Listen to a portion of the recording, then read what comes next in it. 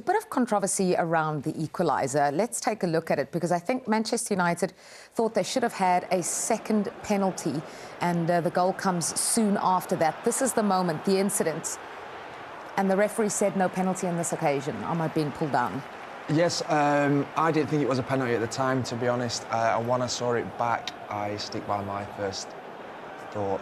Gut instinct was it wasn't a penalty, and I don't think it was. Yeah, and there's 25 seconds between that penalty call and appeal from United and the equalising goal from Bournemouth. Yeah, Ryan was great on that right-hand side, comes inside. You know, and to be fair, it's just a great finish from Ryan Christie. There's weaker right, he just passes it into the goal. We see Ahmad here with Truffert. He probably goes down too easy, Ahmad. Yeah, there's not enough in that for me. No. There's not enough. He kind of has a little pull, but he lets go, and I think, I mean, you know... Let's look at the moment that led to it, and the red card for Harry Maguire as well. Did you agree with this First of all, the ball from Tavernier is brilliant, and he just gets caught wrong side. It's really good football from Bournemouth. They were much better in the second half, played a lot of tight passes, and I think Harry just gets, you know, Yor gets out there, Harry's just wrong side, forward passing, forward runs. I mean, it's obviously a foul, and it's a penalty on Evan Nielsen. I'm not a fan of that being a red card. It's a red card because he's not playing the ball, but I think a penalty is enough of a punishment. I don't think there's any question that's a penalty. I agree, but at the same time, I think the letter of the law is obviously if you don't attempt to play the ball, it's a red card. So by letter of the law, it's a red card. But I agree, great play from Bournemouth's point of view, and it was all about that weight of pass into his feet and his first touch. It was a soft penalty for me, I've got to admit.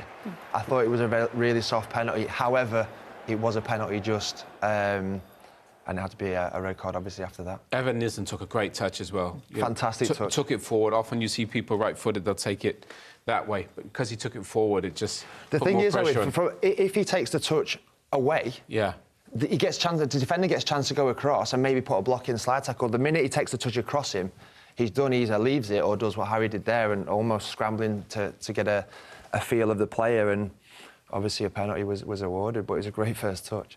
So there are two big incidents in the second half. This is one, Evan Nielsen, that we've been talking about, brought down by Harry Maguire. Maguire earns a red card, and they give them a penalty. How does that compare to Ahmad just a couple of moments before that? I know Manchester United fans are sitting at home wondering why one was given and the other one wasn't.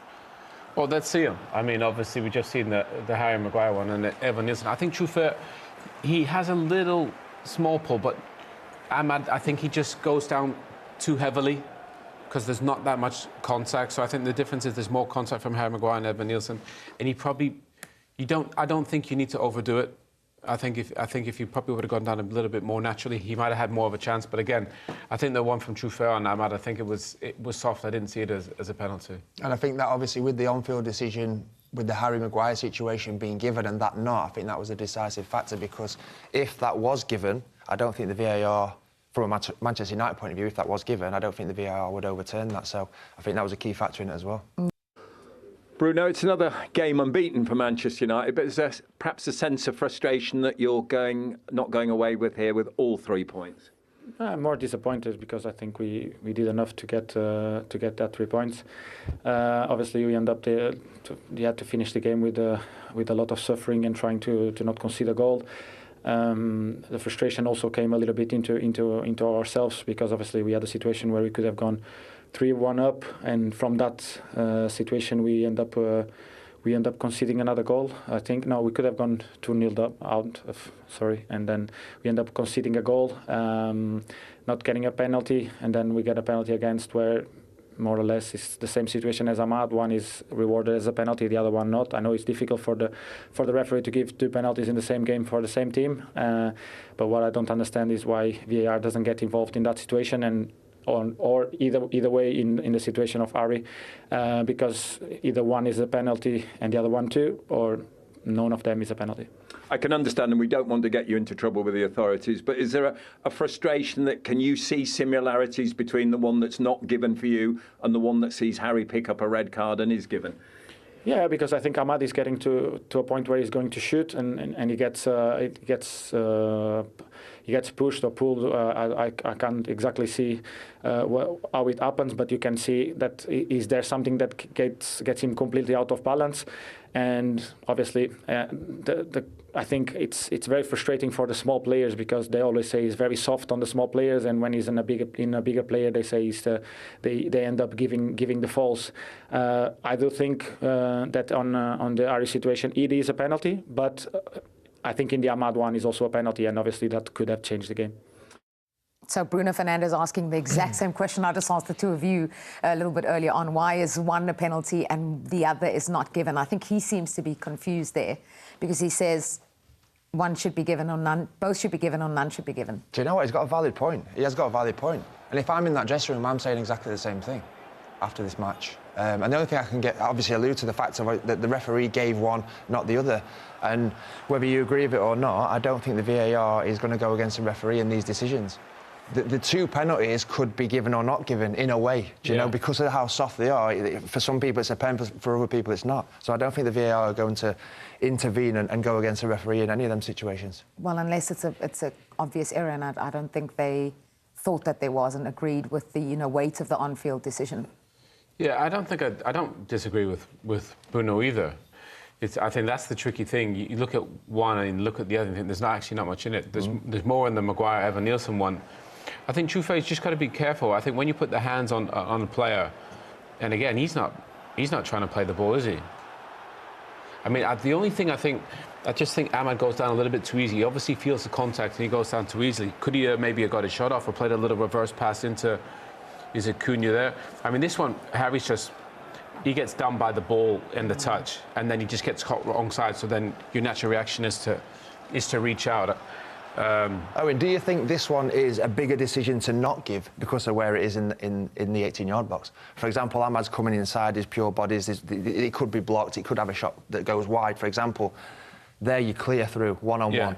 Does that play into the referee's mind, probably. I think Bruno made a really good point. I think once he's already given one, I don't think they'll give another one unless it's an absolute stonewaller. So I know they probably don't like us saying that. Yeah. But I think it does come into play. You think I've already given one, I shouldn't really give another one. You know, it's an away game. Yeah. The second one is obviously clearer. So I think Bruno's right, but in the end, I think they came to the right call on both. Yeah. Much of a factor do you think Bruno's comments about already giving them a penalty would have been? Now, we've heard from the Manchester United captain. Let's hear from their manager. Here's Michael Carrick's post-match thoughts. Michael, very dramatic second half in particular today. There'll be some regrets probably that you haven't won the game.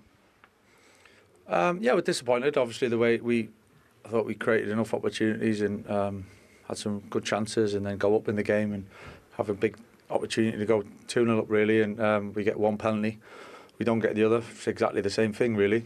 A grab, two-hand grab, and we get one. We don't get the other, which I don't know. Well, he's definitely got one wrong, so I don't know which one he's got wrong, but he doesn't give us the second one, which I think they're both penalties. And it's a massive moment in the game, and then it ends up chaos after that. So, yeah, massive moment in the game, and I don't understand how you can give one and not the other. It's crazy. Yeah, it's a good point, and obviously the ball's in the back of your net while that check is going on, which just adds to the kind of chaos. Yeah, it's just as obvious as you can get when you've already given one, to not give the other one. It's clear. If that's what you believe is a penalty to start with, then the second one has to be. I don't understand how you can't give that, and then obviously to go back and not give it then, and the goal and everything, and after that it was just chaos really. So I was really pleased with the boys at the end, going with the 10 men and seeing the game out and taking a point from it. I think that's a real positive.